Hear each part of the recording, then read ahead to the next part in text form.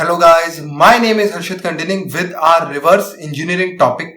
तो आज की वीडियो में हम लोग असेंबली की स्टार्टिंग करने वाले हैं और असेंबली की जो पूरी जितनी भी वीडियोस रहेंगी उसमें सबसे ज्यादा इंपॉर्टेंट वीडियो आज की ही होने वाली है। जितना असेंबली से रिलेटेड है सारा कुछ आज समझाऊंगा। असेंबली के रिवर्स इंजीनियरिंग के लिए जो इंपॉर्टेंट इंस्ट्रक्शंस है उनको आज की वीडियो में ही हम कवर करेंगे। बहुत ज्यादा इंपॉर्टेंट वीडियो है। जिन लोगों को रिवर्स इंजीनियरिंग सीखनी है उनके लिए सबसे ज्यादा है, क्योंकि रिवर्स इंजीनियरिंग का हार्ट होता है असेंबली। अगर आपको असेंबली नहीं आती तो आपको रिवर्स इंजीनियरिंग नहीं आ सकती, और अगर आपको रिवर्स इंजीनियरिंग नहीं आती तो आपको एक्सप्लॉइट डेवलपमेंट नहीं आ सकता, यानी आपको बाइनरी एक्सप्लॉइटेशन नहीं आ सकता। तो ये सब आपस में कनेक्टेड फील्ड है। तो अगर आपको इनमें से किसी में भी इंटरेस्ट है तो असेंबली आपके लिए बहुत ज्यादा जरूरी हो जाती है। और आज की वीडियो में हम असेंबली में जब बात करेंगे तो मैं सबसे पहले आपको क्लियर कर देना चाहता हूं, हम यहाँ पे असेंबली के प्रोग्रामर नहीं है, ठीक है। हम यहाँ पे कुछ असेंबली से प्रोग्राम नहीं है, डेवलप नहीं करने वाले हैं। हम लोग रिवर्स इंजीनियरिंग के लिए सीख रहे हैं। तो जो भी मैं आपको असेंबली पढ़ाऊंगा वो हमारे काम आएगी रिवर्स इंजीनियरिंग में। वो डेवलपमेंट में आपके काम आ सकती है लेकिन बहुत कम चीजों, मतलब बहुत बेसिक रहेगी वो। रिवर्स इंजीनियरिंग में जो इंस्ट्रक्शंस हमारे ज्यादा काम आते हैं हम उन्हीं के बारे में ज्यादा ध्यान देंगे, ठीक है। तो स्टार्ट करते हैं। सबसे पहली चीज जो होती है कि आपको मैं बेसिक थोड़े क्लियर कर दूं क्या है असेंबली लैंग्वेज। जैसे ऑल लैंग्वेजेस होती हैं, पाइथन है, सी है, C++ है, उसी तरह एक लैंग्वेज है हमारी असेंबली। असेंबली लेकिन काफी अलग है इन लैंग्वेजेस से। तो आप लोगों ने काफी सुना होगा, वो लो लेवल लैंग्वेज है। लेकिन जब हम लो लेवल लैंग्वेज की बात करते हैं तो लो लेवल लैंग्वेज में यहाँ अंतर क्या पड़ता है। देखो, लो लेवल लैंग्वेज का एक मेन पॉइंट होता है जिससे डिफरेंशिएशन होता है उसका हाई लेवल लैंग्वेज के साथ। यानी कि मेरा मतलब क्या है कहने का, कि अगर मैं एक प्रोग्राम बनाता हूं पाइथन में, प्रिंट हेलो वर्ल्ड, तो वो आप लिनक्स पे रन करो, आप 64 बिट पे रन करो, 32 बिट पे रन करो, आप किसी और पे विंडोज पे रन करो, हेलो वर्ल्ड प्रिंट हो जाएगा। लेकिन यहीं पे अंतर आ जाता है असेंबली के साथ। असेंबली ऐसे काम नहीं करती। असेंबली क्या है, हार्डवेयर डिपेंडेंट। हार्डवेयर डिपेंडेंट का मतलब समझते हो, हार्डवेयर क्या होता है ये तो पता है, ठीक है। हार्डवेयर क्या है, हमारी रैम, जितनी भी चीजें आप टच कर पा रहे हो वो सब हार्डवेयर है। जितना भी इसके अंदर लगा है, सीपीयू, प्रोसेसर, मदरबोर्ड, ये सब हार्डवेयर के अंदर आता है, ठीक है। तो यहीं पे मैं बोलना चाहता हूं, जैसे कि हार्डवेयर डिपेंडेंट क्या हुआ, जैसे कि आपकी अगर 64 बिट मशीन है, ठीक है, तो आपकी असेंबली अलग होगी। किसी की 32 बिट मशीन है, उसकी असेंबली अलग होगी। फिर ये ओएस डिपेंडेंट भी होता है, यानी कि अगर आप विंडोज पे रन कर रहे हो, आप विंडोज पे हो, तो काफी चांसेस ऐसा हो सकते हैं कि जो आपने लिनक्स पे प्रोग्राम करी हो असेंबली, वो आपकी विंडोज में रन ना करे, ठीक है। और ऐसा ही सेम हो सकता है कि विंडोज पे आपने जो असेंबली प्रोग्राम करी हो वो लिनक्स पे ना चले। तो यहां पे अंतर आ जाता है थोड़ा सा। यहाँ hardware dependent plus operating system dependent भी होती है हमारी असेंबली, इसलिए अलग हो जाती है। तो यहाँ पे हम स्पेसिफिकली मैं आपको कौन सी असेंबली सिखाने वाला हूं, तो मैं आपको सिखाने वाला हूं लिनक्स की 64 बिट यहाँ पे असेंबली हम लोग सीख रहे हैं। अब यहाँ पे अगर आप, ऐसा होता है कि आपने एक बार सीख लिया असेंबली, चाहे आपने 64 बिट सीखी, विंडोज की, लिनक्स की, कोई अंतर नहीं पड़ता। उसके बाद आपको बाकी सारी भी समझ आ जाएगी। ज्यादा डिफरेंस नहीं होता। डिफरेंस होता है मैंने बोला, लेकिन ज्यादा डिफरेंस नहीं होता। 90% 95% सेम होता है। थोड़ा बहुत जो चेंजेस होते हैं वो रहते हैं, वो आपको अपने हिसाब से उस ऑपरेटिंग सिस्टम या उस हार्डवेयर के डिपेंडेंट होकर करना पड़ता है चेंजेस। तो बाकी सब जो होता है, बाकी सब सेम रहता है बिल्कुल, उसमें आपको कोई दिक्कत नहीं आने वाली है। अब यहाँ पे हम बात करते हैं, देखो जैसे हम पाइथन में मैंने आपको बोला, मैं लिखता हूँ प्रिंट हेलो वर्ल्ड, वो सब जगह काम करता है। यहीं पे असेंबली में एक और चेंज आता है। असेंबली के साथ क्या है, असेंबली को आप मेजरली दो तरीकों से लिख सकते हो आप, ठीक है। तो यहां पे होता है एक AT&T सिंटैक्स, जिसे हम बोलते हैं कि आप AT&T सिंटैक्स से लिख सकते हो। ये एक लिखने का तरीका है, जैसे हम लिखते हैं प्रिंट हेलो वर्ल्ड, तो ये वो एक लिखने का तरीका है पाइथन का, अपना सिंटैक्स है ना। वैसे ही यहाँ पे एक इंटेल सिंटैक्स भी आप कह सकते हो। इंटेल का एक तरीका होता है लिखने का। तो हम लोग इंटेल असेंबली पढ़ेंगे, वो इजी है थोड़ी एज कंपेयर टू AT&T। आप दोनों से अचीव सेम थिंग कर सकते हो, ठीक है। दोनों से अचीव सब कुछ वही सेम कर सकते हो, दोनों की पावर सेम है, सब कुछ कर सकते हैं। लिखने के तरीके अलग हैं। इंटेल वाली जो है वो थोड़ी सिंपल है लिखने में, वो बिगिनर फ्रेंडली है, तो इसलिए हम इंटेल पे ज्यादा रहेंगे। वो अच्छी भी है। इंटेल समझ आ जाएगी तो AT&T भी आपको समझ आ जाएगी, ज्यादा अंतर नहीं पड़ेगा, ठीक है। तो अब मेरे हिसाब से आपको क्लियर हो गया होगा, तो मैं आपको बता देता हूं कौन सी असेंबली फाइनली पढ़ने वाले हैं, ठीक है। तो हम लोग पढ़ने वाले हैं लिनक्स असेंबली 64 बिट, ठीक है, और वो भी इंटेल सिंटैक्स। तो यहाँ पे ये अंतर आ गया था, इतना लंबी हमारी हम बताना पड़ता है कि आप कौन सी असेंबली आप जानते हो, तो आपको ये पता होना चाहिए, ठीक है। हम ये वाली असेंबली पढ़ने वाले। तो स्टार्ट करते हैं समझना इंस्ट्रक्शंस। यहां मैं पॉइंट आउट कर रहा हूं इंस्ट्रक्शंस पे, ठीक है। इंस्ट्रक्शंस क्यों बोल रहा हूं, क्योंकि जब हम लोग बोलते हैं कि मैं प्रिंट फंक्शन यूज कर रहा हूं पाइथन में, या सी में बोलते हैं प्रिंटफ फंक्शन यूज कर रहा हूं, यहां पे मैं फंक्शंस नहीं बोलते।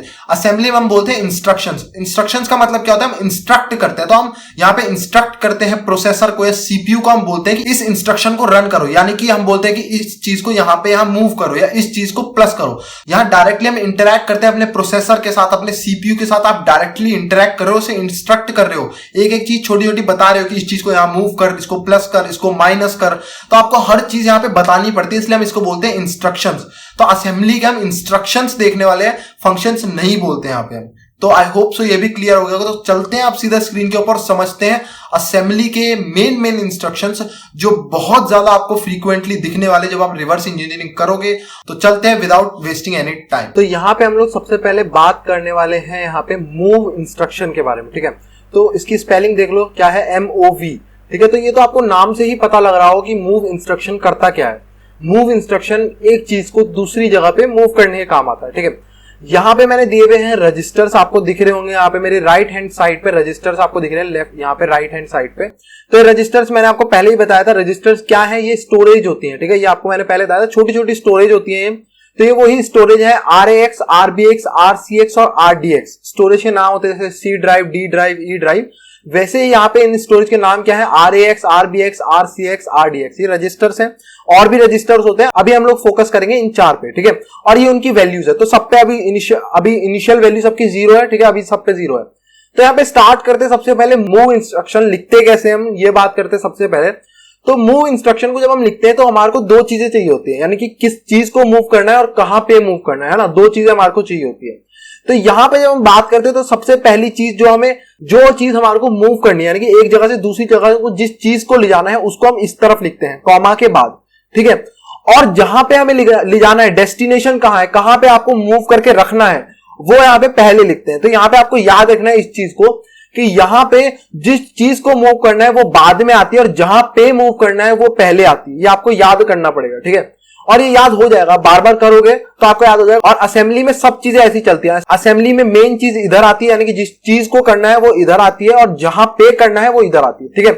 तो यहां पे हम सबसे पहले अपना इंस्ट्रक्शन देखते हैं, ठीक है। एक एग्जांपल लेते हैं जिससे आपको क्लियर होती चली जाएंगी चीजें। तो सबसे पहला इंस्ट्रक्शन है हमारा, ये इंस्ट्रक्शन क्या कह रहा है कि मूव कर रहा है, मूव, ठीक है। मूव कर रहा है क्या चीज, 1 को मूव कर रहा है RAX के अंदर, ठीक है। बात समझ रहे हो, 1 को मूव कर रहा है RAX के अंदर। यहां पे देख लो, सोर्स क्या है 1, ठीक है। और डेस्टिनेशन क्या है, यानी कहां पे मूव करना है, RAX रजिस्टर के अंदर 1 को मूव करना है, ठीक है। तो अब RAX जो रजिस्टर है जो साइड में आपको दिख रहा होगा उसकी वैल्यू अभी 0 है, लेकिन अब ये एग्जीक्यूट जैसे ही मैं इस इंस्ट्रक्शन को करूंगा तो RAX की वैल्यू क्या हो जानी चाहिए, ये 1 हो जानी चाहिए। और बाय द वे जिनको समझ नहीं आ रही, हेक्स है, ठीक है। हेक्स 1, 0 into 1 हेक्स 1 है, 0 into लगा 1 है, तो इसका मतलब होता है हेक्स वैल्यूज है, ठीक है। तो यहां पे हम इसको एग्जीक्यूट करते हैं तो अब आपको दिखेगा RAX की वैल्यू क्या हो चुकी है, RAX की वैल्यू 1 हो गई है, ये एग्जीक्यूट होने के बाद इंस्ट्रक्शन की, ठीक है। एक और एग्जांपल लेते हैं जिससे और आपको अच्छे से क्लियर हो जाएगा, ठीक है। तो यहां पे हम लोग मूव कर रहे हैं 0 into A। 0 into A hex में क्या हुआ है, 10 होता है, ठीक है। 9 तक तो यही आते हैं हेक्स में, 1 2 3 4 5 6 7 8 9। 9 के बाद हेक्स में क्या हो जाता है, ABCDEF तक जाते हैं, ठीक है। हेक्स में ये जो होता है हमारा, तो यहां पे A का मतलब होता है 10। तो यहां पे हम 10 को मूव कर रहे हैं RBX के अंदर। RBX क्या है, रजिस्टर है, एक स्टोरेज है। तो अब मैं जैसे ही इसको एग्जीक्यूट करूंगा तो क्या हो जाएगी RBX की वैल्यू, सोचो खुद से। तो यहाँ RBX की जो वैल्यू है वो क्या हो जाएगी, यहां हो जाएगी 0 into A, यानी कि 10 हो जाएगी। तो यहां पे हो जाएगी इसकी वैल्यू 10, ठीक है, डेसिमल में 10। अब यहीं पे आते हैं, एक और लेते हैं यहाँ पे एग्जांपल। अब यहाँ पे हम क्या कर रहे हैं, मूव कर रहे हैं जो RBX के अंदर वैल्यू, यहाँ पे रजिस्टर की जब हम ऐसे नाम दे रहे हैं तो इसके अंदर की वैल्यू को हम यहाँ रेफरेंस दे रहे होते हैं, यानी कि जब मैं यहाँ रजिस्टर का नाम दे रहा होता तो उसके अंदर की वैल्यू की बात हो रही होती है, ठीक है। तो यहाँ पे RBX की जो वैल्यू है, यानी कि RBX की क्या वैल्यू है, 0 into A, ये RBX की वैल्यू आपको दिख रहा होगा, है ना।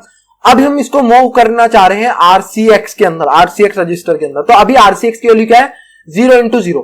तो जैसे ही मैं इसको एग्जीक्यूट करूंगा अब आपको दिखेगा RCX की वैल्यू भी क्या हो चुकी है, 0 into A, ठीक है। यहां लास्ट एग्जांपल मूव कर लेते हैं। तो यहां पे हम क्या कर रहे हैं, RDX के अंदर जो वैल्यू है, RDX के अंदर वैल्यू क्या है अभी 0, ठीक है, उसको हम मूव कर रहे हैं RAX के अंदर। अब RAX के अंदर तो पहले से ही एक वैल्यू है ना।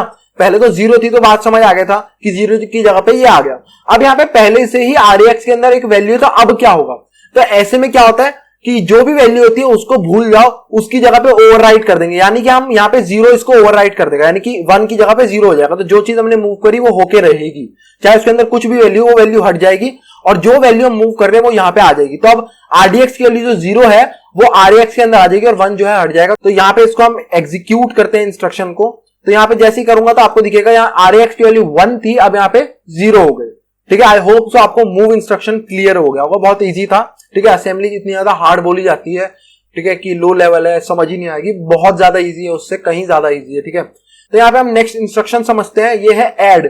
अब ये तो आपको समझ आ रहा होगा ऐड क्या काम करता है, प्लस का काम करता है ना, तो ये दो चीजों को प्लस करता है। तो यहाँ पे हम देखते हैं ऐड कैसे होता है। तो यहाँ पे होता है सोर्स और डेस्टिनेशन, ठीक है, जो इसका सिंटेक्स होता है ऐड का वो होता है सोर्स और डेस्टिनेशन, यानी कि क्या चीज प्लस करनी है वो यहाँ पे आएगा और कहां पे प्लस करनी है वो यहाँ पे आएगा। डेस्टिनेशन का मतलब क्या हुआ कि कहां पे करनी है। ठीक है, तो यहाँ पे मान लो मैंने बोला कि मुझे 1 प्लस करना है RAX के अंदर, तो सीधे सीधे मतलब हो गया RAX आएगा यहाँ पे, क्योंकि मुझे RAX के अंदर करना है। तो डेस्टिनेशन क्या है कि RAX के अंदर करना है, तो डेस्टिनेशन हुई RAX और सोर्स क्या हुआ 1, क्या चीज करनी है वो है 1।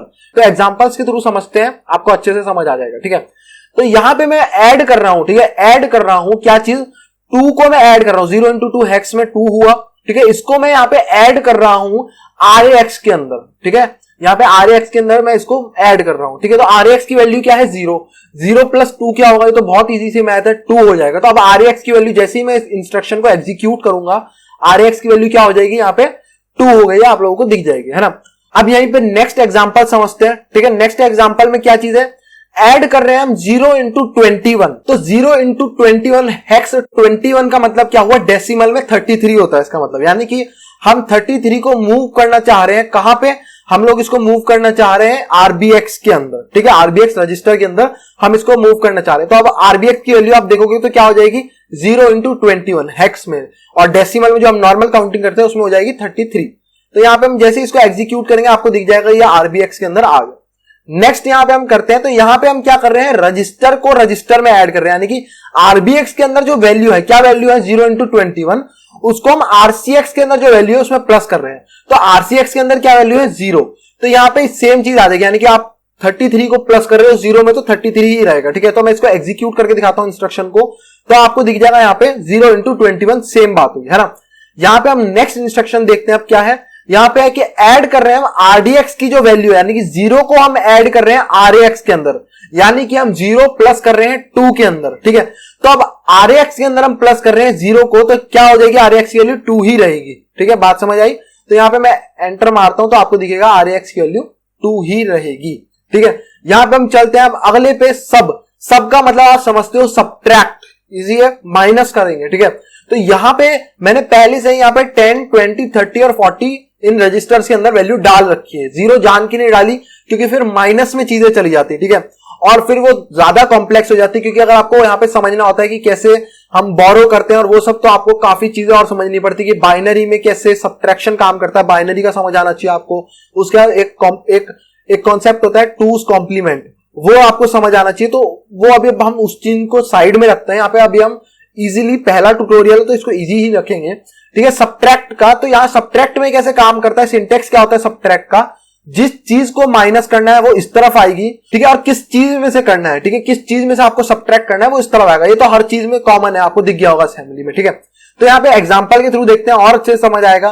तो हमारा पहला इंस्ट्रक्शन क्या है, यहाँ पे हम 2 माइनस करना चाह रहे हैं, किस में से, RAX, डेस्टिनेशन क्या है RAX, तो RAX इसके अंदर क्या है 0 into 10, तो 0 into 10 क्या हुआ यहाँ पे, डेसिमल के अंदर इसकी वैल्यू होती है 16। या आपको याद करने की कोई जरूरत नहीं है, मैंने काफी टाइम से कर रहा हूं तो मुझे याद हो चुकी है काउंटिंग, आपको भी याद हो जाएगी हेक्स की, और जरूरत नहीं है, इसके लिए टूल्स हैं, क्यों करेंगे कोई याद। ठीक है, तो ये तो अपने आप हो जाती है, कोई टेंशन नहीं लेनी ऐसी। ठीक है, तो यहां पे हम लोग 2 प्लस कर रहे हैं यहाँ पे। ठीक है, याद रखना 2 प्लस कर रहे हैं हम 0 into 10 में, तो इसकी वैल्यू क्या हो जाएगी यहाँ पे, आप देखोगे तो 0 into 8, हम माइनस कर रहे हैं 2 यहाँ पे 0 into 10 में से। ठीक है, तो यहां पे जैसे ही मैं इसको एग्जीक्यूट करूंगा आपको दिखेगा यहां से -2 हो चुका है RAX के अंदर। ठीक है, अब यहां पे हम नेक्स्ट इंस्ट्रक्शन देखते हैं, एग्जांपल देखते हैं। यहां पे 0 into a, यानी कि 10 जो है वो माइनस हो रहा है RBX के अंदर। RBX के अंदर क्या है 0 into 20, तो यहां पे हम लोग जो है यहां पे माइनस कर रहे हैं 0 into a, यानी कि 10 को हम माइनस कर रहे हैं 0 into 20 से। ठीक है, तो 0 into 20 हुआ 32, डेसिमल में जो हम नॉर्मल काउंटिंग करते हैं 32 में से हम माइनस कर रहे हैं 10। ठीक है, तो सब्ट्रैक्ट करके इसकी वैल्यू क्या आ जाएगी यहाँ पे 0 into 16। ठीक है, बात समझ आई, 0 into 16। अब यहाँ पे नेक्स्ट एग्जांपल देखते हैं, यहां पे हम लोग सब्ट्रैक्ट कर रहे हैं RBX के अंदर जो वैल्यू 0 into 16 को हम लोग सब्ट्रैक्ट कर रहे हैं किससे, आरसीएक्स से 30 का मतलब यहाँ पे हुआ 48, ठीक है। 48 को हम लोग माइनस कर रहे हैं यहाँ पे 0 इंटू 16, तो यहाँ पे आपको इसकी वैल्यू चेंज होती हुई दिख जाएगी, जो कि हो जाएगी 0 इंटू 1a। तो यहाँ पे मैं सब कुछ जान के हेक्स में करवा रहा हूं ताकि आपको आदत पड़ जाए हेक्स की। जब भी आप डिबगिंग करोगे, रिवर्सिंग करोगे, तो सब कुछ आपको हेक्स में दिखने वाला है, तो घबराने वाली बात नहीं है। आपको बस कन्वर्ट करना आ जाएगा, तेजी से आपके हाथ चलने लग जाएंगे। इसलिए मैं जान के आपके दिमाग में पहले से डालना चाह रहा हूं कि अब आपको हेक्स देखने की आदत डालनी पड़ेगी, ठीक है। यहीं पे हम नेक्स्ट चीज देखते हैं। तो यहां पे हम लोग आरएक्स के अंदर क्या वैल्यू है, ये 0 इंटू 08, इसको हम लोग माइनस कर रहे हैं, यहाँ पे सब्ट्रैक्ट कर रहे हैं आरडीएक्स के अंदर जो वैल्यू 0 इंटू 40 से। तो यहाँ पे जैसे आप इसको सब्ट्रैक्ट करोगे तो यहाँ पे माइनस हो जाएगा 0 इंटू 30 है। तो मेरी मैथ खराब नहीं है, ठीक है। हेक्स में जब आप 0 इंटू 40 से आप जब माइनस करोगे, सब्ट्रैक्ट करोगे 0 इंटू 8 को, तो आपको यहाँ 0 इंटू 38 ही मिलेगा, ठीक है। तो ये हेक्स की काउंटिंग है, कुछ नहीं कर सकते। अब यहां पे आता है सबसे इंपॉर्टेंट इंस्ट्रक्शन, जो रिवर्स इंजीनियरिंग के लिए सबसे ज्यादा इंपॉर्टेंट है, जो कि है कंपेयर, ठीक है। ये दो चीजों को कंपेयर करता है, ठीक है। ये दो चीजों को कंपेयर करने के काम आता है। तो कंपेयर का मतलब तो समझते हो ना, कंपैरिजन। ये हमें बताता है कि दो चीजें इक्वल है कि नहीं है। मैं इससे पूछूंगा क्या 1 के इक्वल है, तो ये कहेगा हाँ है, ठीक है। तो वैसे ही यहाँ पे ये कैसे काम करता है, तो जिस चीज को आपको चेक करना है वो यहां पे आएगी, और जिस चीज से आपको चेक करना है वो यहां डेस्टिनेशन के अंदर आएगी। बात समझ रहे हो? जिस चीज को आपको चेक करना है वो सोर्स में आएगी, और जिस चीज से आपको चेक करना है डेस्टिनेशन में। फॉर एग्जांपल, ठीक है, जो मैंने पासवर्ड दिया है, एप्लीकेशन पासवर्ड मांगती है, ठीक है, तो मैं जो पासवर्ड दूंगा उसको यहाँ कंपेयर फंक्शन में यहां रखा जाएगा। वो चेक करेगा कि क्या जो डेस्टिनेशन में सही वाला पासवर्ड होगा, तो क्या ये जो पासवर्ड है ये दोनों आपस में मैच करते हैं या नहीं करते, ठीक है। तो यहीं पे इसलिए मैं बोल रहा हूं कंपेयर इंस्ट्रक्शन हमारे लिए इसलिए इंपॉर्टेंट हो जाता है क्योंकि पासवर्ड वगैरह इसी में चेक करे जाते हैं, तो हम यहां से सही वाला पासवर्ड जो है वो पढ़ सकते हैं। तो ये इसलिए इंपॉर्टेंट है, ठीक है। तो यहां पे अब एक चीज आपको गड़बड़ लगेगी, ठीक है। अभी तक हम क्या कर रहे थे, प्लस माइनस मूव कर रहे थे, तो उसमें क्या हो रहा था कि यहां वाली चीज को हम यहां पे ऐड कर रहे थे, या इसमें सब्ट्रैक्ट कर रहे थे, या इसमें मूव कर रहे थे। अब यहां पे क्या है, यहां पे दोनों चीजें हमारे लिए इंपॉर्टेंट है। हम दोनों चीजों को एक दूसरे से रिप्लेस नहीं कर सकते, है ना। सीधी सी बात है, दोनों चीजें, एक यूजर का इनपुट है, एक सही पासवर्ड है, दोनों हमारे लिए इंपॉर्टेंट है। तो अब यहां पे दिक्कत ये आती है कि इसका रिजल्ट जो है वो कहां पे स्टोर करेंगे हम, जो इसका आउटपुट आएगा कि भाई कंपेयर, जो कंपैरिजन था वो ट्रू गया या फॉल्स गया, वो सही था कंपैरिजन, दोनों चीजें सेम थी या नहीं थी, तो इसका जो आउटपुट है वो कहां सेव करेंगे। तो यहीं पे इंट्रोडक्शन होता है आप लोगों के लिए फ्लैग्स का। तो फ्लैग्स क्या है, फ्लैग्स भी रजिस्टर है, जैसे ये रजिस्टर्स हैं वैसे ही फ्लैग्स भी रजिस्टर्स हैं, लेकिन फ्लैग्स थोड़े अलग टाइप के रजिस्टर है। फ्लैग हमारे जो है ना वो हेल्प करते हैं हमारे, ठीक है। फ्लैग जैसे कि हेल्प किस चीज में करते हैं, मान लो आप प्लस माइनस कर रहे हो, तो प्लस माइनस में हम लोग कैरी करते हैं, 1 कैरी करते हैं, या माइनस में हम लोग बोरो करते हैं ना। तो वो कैसे करोगे आप लोग, तो उसके लिए यहां पे आता है कैरी फ्लैग। वो क्या काम करता है, जैसे 1 कैरी करना है तो आप 1 उस फ्लैग के अंदर लिख सकते हो, वो कैरी की वैल्यू होल्ड करता है, ठीक है। आपको बोरो करना है तो बोरो की जो वैल्यू है वो आप उस फ्लैग के अंदर लिख सकते हो। तो यहां पे इसलिए काम आते हैं, फ्लैग्स हमारी हेल्प करते हैं। तो यहां पे भी हमारे पे एक फ्लैग होता है, जीरो फ्लैग, वो हमारी हेल्प करता है। यहां पे कंपेयर, जो रिजल्ट है कंपेयर का, वो अपने अंदर स्टोर करता है, ठीक है। ये हमारी हेल्प करते हैं चीजों में, ठीक है। तो यहां पे अब आते हैं, तो यहां पे आपको दिखेगा नीचे मैंने ऐड कर दिया, यहां पे एक फ्लैग, जीरो फ्लैग इसका नाम है, ठीक है। तो जीरो फ्लैग कैसे रिजल्ट स्टोर करता है, ठीक है। तो जीरो फ्लैग कैसे रिजल्ट स्टोर करता है, अगर तो ये कंपैरिजन ट्रू है, यानी कि दोनों चीजें इक्वल है, तो जीरो फ्लैग की वैल्यू हो जाएगी 1। और अगर ये दोनों चीजें इक्वल नहीं है, ठीक है, कंपैरिजन गलत है दोनों का, यानी कि दोनों चीजें अलग अलग है, तो इसका रिजल्ट जो रहेगा वो 0 रहेगा, ठीक है। तो यहाँ पे एग्जांपल के थ्रू समझते हैं तो और अच्छे से समझ आएगा। यहाँ पे पहला इंस्ट्रक्शन है जो हम कंपेयर कर रहे हैं कि क्या 1 जो है, ठीक है, 1 0 इंटू 1 RAX के अंदर जो वैल्यू है, क्या वो दोनों इक्वल है या नहीं है, हम कंपेयर कर रहे हैं। आप देखो RAX के अंदर क्या वैल्यू है 1, तो यहाँ पे क्या 1 इक्वल्स टू 1 है या नहीं है। ऑब्वियसली बात है, 1 जो है वो 1 के इक्वल है, तो यहां पे कंपैरिजन ट्रू रहा, दोनों वैल्यू सेम थी, तो जीरो फ्लैग की वैल्यू क्या हो जानी चाहिए, जीरो फ्लैग की वैल्यू 1 हो जानी चाहिए, ठीक है, क्योंकि ये सेम थे दोनों चीजें। यहां नेक्स्ट इंस्ट्रक्शन पे चलते हैं। तो यहां पे हम लोग चेक कर रहे हैं कि क्या 0 इंटू 3 RBX की वैल्यू के इक्वल है या नहीं है। तो खुद बताओ RBX के अंदर क्या वैल्यू है, 0 इंटू 2 यानी कि 2 है। तो क्या 2 इक्वल्स टू है 3 के, क्या 3 इक्वल्स टू है 2 के, खुद ही बताओ, क्या 3 इक्वल्स टू 2 है, नहीं है ना। 2 इक्वल्स टू 2 तो है, लेकिन 3 इक्वल्स टू 2 नहीं है। तो यहां पे जीरो फ्लैग का रिजल्ट क्या होगा, ये आप बताओ क्या होगी इसकी वैल्यू। ये कंपैरिजन ट्रू नहीं है, फॉल्स है, दोनों वैल्यू अलग है, गलत है, तो यहां पे इसकी वैल्यू 0 ही रहेगी, ठीक है। तो ये होता है जीरो फ्लैग। अब यहां पे अगला एग्जांपल देखते हैं। यहां पे कंपेयर हो रहा है RBX और RCX का। तो RBX के अंदर क्या वैल्यू है 2, RCX के अंदर क्या वैल्यू है 3, तो क्या 3 इक्वल्स टू 2 है या 2 इक्वल्स टू 3 है? खुद ही बताओ, नहीं है ना इक्वल, तो यहां पे भी जीरो फ्लैग की वैल्यू जीरो ही रहेगी। ठीक है, यहां पे हम लोग कंपेयर कर रहे हैं क्या RDX की वैल्यू 0 इंटू 4 के इक्वल है या नहीं है। तो RDX के अंदर क्या वैल्यू है 0 इंटू 4, तो क्या 0 इंटू 4 0 इंटू 4 के इक्वल है, यानी कि 4 क्या 4 के इक्वल है? हाँ है, तो जीरो फ्लैग की वैल्यू क्या हो जाएगी यहाँ पे 1 हो जाएगी। So I hope so compare instruction सबसे ज्यादा इंपॉर्टेंट है रिवर्सिंग के लिए, और आई होप सो अच्छे से समझाने की कोशिश करी मैंने, आपको समझ आया होगा। यहां नेक्स्ट पे चलते हैं, यहाँ पे होता है टेस्ट इंस्ट्रक्शन। तो टेस्ट बहुत ही इजी है। टेस्ट क्या काम करता है, तो मेजरली आप इसका यूज कहां देखोगे, टेस्ट हम यूज करते हैं जब हमें चेक करनी होती है किसी चीज की वैल्यू जीरो है या नहीं है, बस इतना चेक करते हैं कि क्या उसकी वैल्यू जीरो है या नहीं है। ठीक है, तो जैसे कि इसको कैसे करते हैं, यहां पे हम चेक करते हैं कि सोर्स और डेस्टिनेशन। ठीक है, तो यहां पे बेसिकली मैं आपको समझा दूं, जिन लोगों को समझना है कि टेस्ट कैसे काम करता है, तो यहां पे बिट वाइज लॉजिकल एंड करता है। एग्जांपल लेते हैं यहां पे, तो यहां पे टेस्ट RAX, इसका मतलब ये चेक कर रहा है क्या RAX की वैल्यू जीरो है या नहीं है। ठीक है, तो यहां पे RAX की क्या वैल्यू जीरो है या नहीं है, आप बताओ। तो इसकी वैल्यू जीरो है, तो इसका रिजल्ट कहां स्टोर करेगा भाई, यहां दोनों में तो यहां पे एक वैल्यू स्टोर है, हम इसको चेंज नहीं कर सकते, ये हमारे लिए इंपॉर्टेंट हो सकती है मे बी। ठीक है, तो इसकी वैल्यू यहां पे, इसका आंसर कहां स्टोर होगा, फिर से वहीं आ जाते हैं, जीरो फ्लैग हमारे काम आ गया, हमारी हेल्प करेगा। अगर ये टेस्ट अगर ये ट्रू होता है, यानी कि RAX की वैल्यू जीरो है, यहां पे जीरो फ्लैग की वैल्यू 1 हो जाएगी, और अगर RAX जीरो नहीं है तो यहां पे क्या हो जाएगा, जीरो फ्लैग की वैल्यू जीरो ही रहेगी। तो क्या RAX जीरो है, टेस्ट करो, क्या RAX जीरो है, हाँ है, तो यहां जीरो फ्लैग की वैल्यू 1 हो जाएगी, यानी कि ये सिचुएशन ट्रू है। ठीक है, यहां नेक्स्ट इंस्ट्रक्शन देखते हैं, नेक्स्ट एग्जांपल। तो यहां पे टेस्ट कर रहा है क्या RBX की वैल्यू जीरो है या नहीं है, तो ये RBX की वैल्यू आप चेक करोगे तो RBX की वैल्यू जीरो नहीं है। ठीक है, तो इसका रिजल्ट कहां पे स्टोर हो जाएगा, जीरो फ्लैग के अंदर। तो RBX की वैल्यू जब जीरो है ही नहीं, तो इसका रिजल्ट क्या होगा, यहां पे जीरो ही रहेगा, जीरो फ्लैग के अंदर जीरो ही स्टोर रहेगा। ठीक है, ये टेस्ट था, टेस्ट में बस 2 ही एग्जांपल थे, जीरो होगा या नहीं होगा, बस इससे ज्यादा कुछ नहीं कर सकते, टेस्ट यही काम आता है मेनली। उसके बाद आता है यहाँ पे JMP इंस्ट्रक्शन। JMP आप इसको बोलते हैं जंप इंस्ट्रक्शन।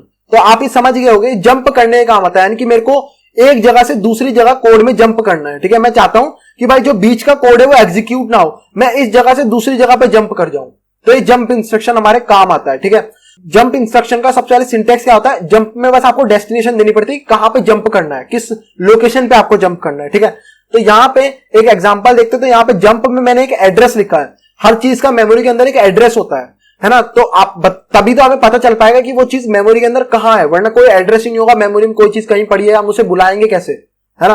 तो यहां पे मैं जंप करने जाता हूं इस लोकेशन पे, तो यहां पे सीधा सीधा उस जगह पे हमारे को जंप करा देगा, वहां से कोड एग्जीक्यूट होना शुरू हो जाएगा। तो बीच का जितना भी कोड होगा वो एग्जीक्यूट नहीं होगा, वो इस जगह से दूसरी जगह पे जंप कर जाएगा। ठीक है, और वहां से एग्जीक्यूट होना कोड शुरू हो जाएगा, इंस्ट्रक्शन एग्जीक्यूट होने शुरू हो जाएगा। ठीक है, तो जंप इस जगह पे जंप कर जाएगा। यहां पे हम सेकंड एक एग्जांपल लेते हैं, यहां पे हम कर रहे हैं जंप RAX। तो इसका मतलब भी वही है, सेम RAX के अंदर आप वैल्यू देखोगे तो सेम यही वाला एड्रेस है, तो इसका भी सेम मतलब है कि ये इस जगह पे जंप कर जाएगा। ठीक है, यहां जो भी एड्रेस दिया होगा उस जगह पे जंप कर जाएगा और वहां से कोड एग्जीक्यूट करना स्टार्ट कर देगा, बीच की चीजें एग्जीक्यूट नहीं करेगा। ठीक है, JMP को हम एक और चीज बोलते हैं, इसे हम बोलते हैं अनकंडीशनल जंप, यानी कि इसकी कोई कंडीशन नहीं है, ये इंस्ट्रक्शन आया तो आपको जंप करना ही करना है, कूदना ही कूदना पड़ेगा इस जगह से दूसरी जगह। ठीक है, इसलिए हम इसको बोलते हैं अनकंडीशनल, कोई कंडीशन नहीं, आपको कूदना है, मजबूरी है आपकी कि कूदो यहां से यहां पे कूदो। तो अब अभी इसके बाद हम पढ़ेंगे यहाँ पे कंडीशनल जंप, उसमें आपकी कंडीशन होती है कि आप यहाँ पे कूदोगे या नहीं कूदोगे, कंडीशन होती है। यहाँ पे आपको फोर्स होता है, कूदना ही कूदना है। तो यहीं पे आता है, अगला आता है जंप इफ इक्वल, बोलते हैं इसको JE या फिर JZ, दोनों एक ही बात है। ठीक है, जंप इफ इक्वल या फिर जंप इफ जीरो, ये बोला जाता है, इसकी फुल फॉर्म है जंप इफ इक्वल या फिर जंप इफ जीरो, ये इसकी फुल फॉर्म है। ठीक है, तो यहां पे भी सेम है, इसका भी सिंटेक्स, यहां पे आपको इंस्ट्रक्शन का नाम या तो JE दोगे या JZ, एक ही बात है, और उसके बाद आपको डेस्टिनेशन कहां पे जंप करना है। इनको हम कंडीशनल जंप बोलते हैं। क्यों बोलते हैं वो मैं आपको समझाता हूं। ठीक है, देखो यहां पे जंप इफ इक्वल, इक्वल कैसे पता चलेगा दो चीजें इक्वल है, मैंने बताया कंपेयर इंस्ट्रक्शन हमें बताता है कि दो चीजें इक्वल है या नहीं है, मैंने अभी आपको बताया। ठीक है, तो उसका रिजल्ट कहां पे स्टोर होता है, अगर वो दो चीजें इक्वल निकलती है तो कहां पे उसका रिजल्ट स्टोर होता है, जीरो फ्लैग के अंदर। ठीक है, तो ये कब जंप करेगा, अब आपको यहां पे मैं समझाता हूं, ये तभी जंप करवाएगा अगर जीरो फ्लैग की वैल्यू 1 होगी, यानी कि जब वो चीजें इक्वल होंगी, दो चीजें इक्वल निकली तभी ये जंप करवाएगा। और अगर दो चीजें इक्वल निकलती है तो क्या चीज सेट हो जाती है, जीरो फ्लैग की वैल्यू 1 सेट हो जाती है। तो ये चेक करता है, सबसे पहले जंप करने से पहले चेक करता है कि क्या जीरो फ्लैग की वैल्यू 1 है। अगर 1 होगी तो ये जंप करेगा, वरना जंप नहीं करेगा। ठीक है, तो यहां पे हम देखते हैं, तो यहां पे फर्स्ट एग्जांपल हमारा क्या है कि जंप करो, ठीक है, इस एड्रेस पे। अब ये यहां पे चेक करेगा कि क्या जीरो फ्लैग की वैल्यू 1 है, अगर 1 होगा तो ये कूदेगा, वरना नहीं कूदेगा। ठीक है, तो यहां पे हम देखते हैं जीरो फ्लैग की वैल्यू क्या है, 0। तो ये क्या है, कूदेगा नहीं कूदेगा, आप बताओ। मैंने अभी आपको बोला कि जीरो फ्लैग की वैल्यू अगर 1 होगी तो ये कूदेगा, वरना नहीं कूदेगा। तो यहाँ पे जीरो फ्लैग की वैल्यू 0 है, तो ये नहीं कूदेगा। ठीक है, तो यहाँ पे जो जंप है ये नहीं लेगा। ठीक है, ये जो नेक्स्ट लाइन में कोड होगा उसको एग्जीक्यूट करता हुआ चला जाएगा, इस जगह पे जंप नहीं करेगा। अब एक और एग्जांपल लेते हैं। यहाँ पे मैंने जे की जगह JZ लिख दिया। बात एक ही है, क्योंकि इसकी फुल फॉर्म क्या है, जंप इफ इक्वल होगा तो जीरो फ्लैग सेट हो जाएगा। जंप इफ 0 का मतलब क्या है कि जीरो फ्लैग सेट है तो कूदो। तो बात सेम ही है, दोनों में जीरो फ्लैग को चेक करता है कि क्या जीरो फ्लैग की वैल्यू 1 है, अगर 1 होगी तो कूदेगा, वरना नहीं कूदेगा। ठीक है, तो क्या जीरो फ्लैग की वैल्यू 1 है, हाँ है, तो इस बार ये जो जंप है उसको लेगा, इस बार वो जंप कर जाएगा। जो बीच का कोड होगा उसको एग्जीक्यूट नहीं करेगा, इसलिए हम इसको बोलते हैं कंडीशनल जंप। यहां पे कंडीशन है कि जीरो फ्लैग की वैल्यू 1 होगी तभी मैं कूदूंगा, वरना मैं नहीं कूद रहा। जंप JMP के साथ ऐसी कोई दिक्कत नहीं है, वो कूदेगा ही कूदेगा। तो इसी का एक और भाई इंस्ट्रक्शन है जो होता है जंप इफ नॉट इक्वल, और इसको ही हम बोल सकते हैं जंप इफ नॉट 0। ये इसका जस्ट अपोजिट है। तो ये जंप तभी लेता है जब जीरो फ्लैग की वैल्यू 0 हो। ठीक है, वो उल्टा था, वो कब जंप करता था, जब जीरो फ्लैग की वैल्यू 1 हो। ये सिर्फ तभी जंप करता है जब जीरो फ्लैग की वैल्यू 0 हो। ठीक है, तो यहां पे हम देखते हैं इसका कैसा सिंटेक्स है। इसका सेम है, आपको बस डेस्टिनेशन देनी पड़ती है कहां पे जंप करवाना है। तो एग्जांपल देखते हैं इसका। एग्जांपल इसका ये है कि यहां पे jump if not equal to this address. तो मैंने आप लोगों को बोला था तभी जंप करता है जब जीरो फ्लैग की वैल्यू यहां पे 0 हो। तो क्या ये जंप करेगा, जीरो फ्लैग की वैल्यू 0 है इस समय, हाँ ये करेगा, तो ये जंप लेगा। अब यहीं पे नेक्स्ट एग्जांपल पे आते हैं। तो जंप इफ नॉट 0, इसका मतलब क्या है कि जीरो फ्लैग की वैल्यू अगर 0 होगी तभी ये जंप करेगा, है ना। तो क्या जीरो फ्लैग की वैल्यू 0 है, नहीं है, तो ये जंप नहीं लेगा। आई होप सो क्लियर हुआ हो, इजी था काफी। ठीक है, अब यहां पे आते हैं अगले इंस्ट्रक्शन पे। अगला इंस्ट्रक्शन है कॉल। कॉल क्या काम करता है, बेसिकली कॉल करता है दूसरे कोड को, यानी कि जैसे जंप जो काम करता था वही ये भी सेम काम करता है। एक जगह से दूसरी जगह पे कोड फ्लो को ले जाता है। ठीक है, बात को समझ रहे हो, एक जगह से हमारे को दूसरी जगह पे जंप करवा देता है। इसके साथ एक डिफरेंस होता है, वो अभी हम बात करते हैं। ठीक है, सबसे पहले इसका सिंटेक्स देखते हैं। इसका सिंटेक्स क्या है, यहाँ पे कॉल और डेस्टिनेशन कहां पे आपको जंप करना है। ठीक है, कॉल बेसिकली हम फंक्शंस को कॉल करने के लिए यूज करते हैं। जैसे कि मैं यहाँ पे फंक्शंस क्या होते हैं, जैसे कि आपने लिखा प्रिंट हेलो वर्ल्ड, तो प्रिंट फंक्शन जो है वो पाइथन की तरफ से प्रोवाइडेड होता है ना। प्रिंट का मतलब क्या है, ये स्क्रीन के ऊपर लिखे, तो उसका कोड आप खुद नहीं लिखते, है ना, सीधी सी बात है। तो ऐसे जो कोड होते हैं जो पहले से प्रोवाइडेड है उनको हम कॉल करते हैं कि भाई मेरे को स्क्रीन पे कुछ लिखना है, तो मैं बोलूंगा कॉल प्रिंट। तो प्रिंट को कॉल करेगा, जो भी हम वैल्यू देंगे हेलो वर्ल्ड, तो वह हेलो वर्ल्ड प्रिंट कर देगा स्क्रीन पे। बात को समझ रहे हो, फंक्शंस को कॉल करने के लिए हम यूज करते हैं बेसिकली कॉल। अब यहाँ पे एक एग्जांपल लेते हैं। यहाँ पे कॉल कर रहे हैं हम इस एड्रेस को। ठीक है, तो यहाँ पे कॉल का मतलब है इस एड्रेस पे जंप कर जाएगा। अब यहाँ पे जिन लोगों ने बहुत ध्यान से सुना होगा तो उनको यहाँ पे लगा होगा, डाउट आया होगा कि भाई जंप और इसमें अलग क्या है ना, कॉल और जंप पे अंतर क्या है। वो भी यहाँ पे जंप करवा रहा था, ये भी यहाँ पे जंप करवा रहा था। अब यहाँ पे कॉल में अंतर क्या था, कॉल हमारे को जब ये यहाँ पे जितने भी इंस्ट्रक्शन होंगे उनको एग्जीक्यूट करेगा और फिर हमारे को वापस वहीं पे ले जाएगा जहां से आया था। ठीक है, इसके जो नेक्स्ट इंस्ट्रक्शन होगा उसको एग्जीक्यूट करना शुरू कर देगा, यानी कि ये एक लूप की तरह काम करता है। ये यहाँ पे जाएगा, यहाँ पे जो भी इंस्ट्रक्शन लिखे होंगे उन्हें एग्जीक्यूट करेगा और वापस यहाँ पे ले आएगा कोड को। जंप ऐसे काम नहीं करता। जंप एक बार यहाँ ले गया, इसके आगे जो इंस्ट्रक्शन होंगे उसको एग्जीक्यूट करता जाएगा, जैसे ही सारे इंस्ट्रक्शन पूरे हो एग्जिट कर जाएगा। ये ऐसे काम नहीं करता, ये सारे इंस्ट्रक्शन को एग्जीक्यूट करता है और उसका जब एग्जीक्यूट हो जाते हैं तो ये वापिस यहीं पे आ जाता है। समझ आई बात को। यहीं पे एग्जांपल लेते हैं दूसरा, कॉल RAX। RAX के अंदर सेम वैल्यू है, तो ये भी वही बात है, यहाँ पे जंप करेगा वापस से। ठीक है, इस लोकेशन पे। और यहाँ पे कॉल में मैंने आपको डिफरेंस क्या बताया, ये वापस भी फिर चला जाएगा, जैसे यहाँ पे जितने भी जगह पे इंस्ट्रक्शन होंगे उनको एग्जीक्यूट करके वापस चला जाएगा। ठीक है, सो आई होप से समझ आया हो आपको।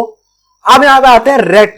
अब मैंने आपको यहाँ पे बताया कि कॉल इंस्ट्रक्शन क्या करता है, कॉल इंस्ट्रक्शन एक जगह पे जाता है और फिर वापस चला जाता है। अब कॉल को पता कैसे चलेगा कि उसको वापस कब जाना है, सीधी सी बात है, वो सारा कोड एग्जीक्यूट करेगा, कोड खत्म हो गया, वो एग्जिट भी तो कर सकता है, तो उसको कैसे पता चलेगा मुझे कब वापस जाना है। तो रेट फंक्शन बताता है। रेट का मतलब क्या है, फुल फॉर्म क्या है, रिटर्न। तो सीधा सा नाम से पता चल रहा है, रिटर्न बताता है, कॉल को बताता है कब तुझे वापस रिटर्न करना है अपनी जगह पे। ठीक है, तो रिटर्न में आपको खाली रिटर्न देना पड़ता है। जैसे ही जब कॉल होती है किसी एड्रेस को, वो जंप करता है तो वो वेट कर रहा होता है, जैसे ही रिटर्न आता है वो वापस चले जाता है अपनी जगह पे। जैसे कि मैं समझाता हूं काम कैसे करता है। यहाँ पे हम एग्जांपल लेते हैं, रेट हम लिखते हैं। ठीक है, तो जैसे ही सीपीयू जो है या प्रोसेसर जो है वो रेट इंस्ट्रक्शन को पढ़ेगा तो वो वापिस चले जाएगा जहां पे भी कॉल हुई होगी, पिछली कॉल जो हुई होगी वहीं पे वापिस चला जाएगा। ठीक है, ये काम होता है रिटर्न का। तो ये वापस भेज देता है जहां पे पहली कॉल हुई होगी वहां पे आपको वापस भेज देता है, रीडायरेक्ट कर देता है कोड को। ठीक है, इसको अगर आपको और अच्छे से समझना है तो ये ऐसे काम करता है, इसको कॉल के साथ समझते हैं। कॉल इस पे जाएगा, ठीक है, हमने कॉल करा इसको, तो कॉल क्या करेगा, वो इस जगह पे जाएगा और जैसे ही वो रिटर्न इंस्ट्रक्शन पड़ेगा वो वापस इस जगह पे चले जाएगा। समझ रहे हो लूप कैसे काम करता है? तो यहां पे नीचे वाले में समझते हैं, कॉल RAX करा, RAX के अंदर ये वैल्यू थी तो ये इस एड्रेस पे चला गया। अब वो कोड को एग्जीक्यूट करता रहेगा, जैसे ही उसके सामने रिटर्न इंस्ट्रक्शन आएगा वो वापस अपनी कॉल वाली जगह पे चला जाएगा। ये काम होता है रिटर्न का। ठीक है, समझ आया?